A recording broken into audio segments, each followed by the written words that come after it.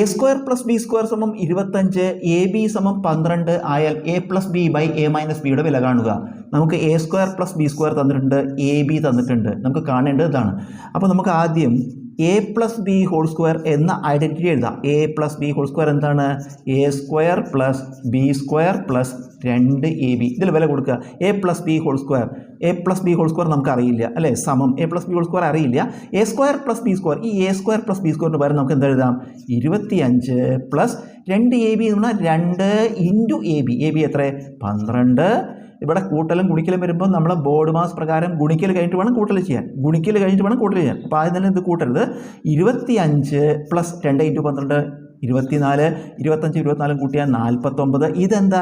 A plus B whole square ആണിത്. ആയതുകൊണ്ട് A plus B എന്ത് വരും? ഇതിൻ്റെ റൂട്ട് 49ൻ്റെ റൂട്ട് എന്ത് വരും? 7. ഇപ്പോൾ A plus B whole square എന്ന ഐഡൻറ്റിറ്റി ഉപയോഗിച്ചു. ഇനി A minus B whole square identity എഴുതുക. A minus B whole square എന്താണ്?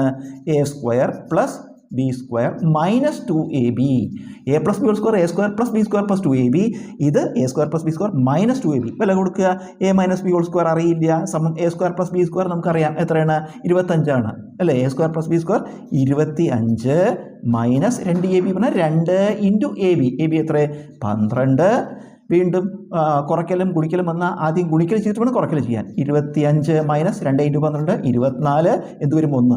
A minus B whole square 1. A minus B whole square 1. അപ്പോൾ എ മൈനസ് ബി എത്രയായിരിക്കും? 1ൻ്റെ റൂട്ടാണ്. 1ൻ്റെ റൂട്ട് 1. നമുക്ക് എന്ത് കിട്ടി? എ പ്ലസ് ബി കിട്ടി, എ മൈനസ് ബി കിട്ടി. ഇവിടെ വില കൊടുക്കുക. A plus B by A minus B. A plus B എത്ര? 7 ബൈ എ മൈനസ് ബി എത്ര? 1. 7 ബൈ 1 ഉത്തരം 7.